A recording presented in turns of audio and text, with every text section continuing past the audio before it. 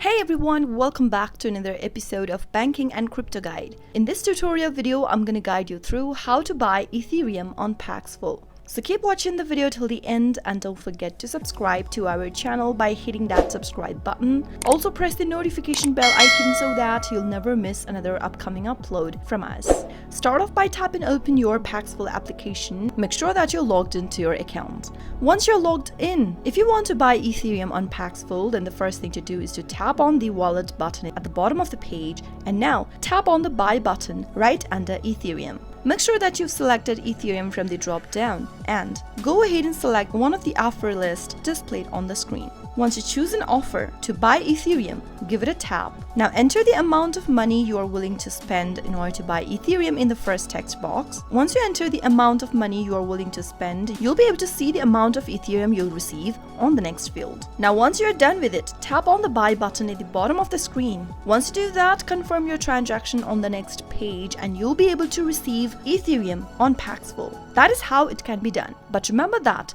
you must have a balance in order to buy Ethereum on your Paxful account. I hope the tutorial was helpful to you. If it was, go ahead and give us a thumbs up. I'll soon be back with more videos like this. Thanks for watching.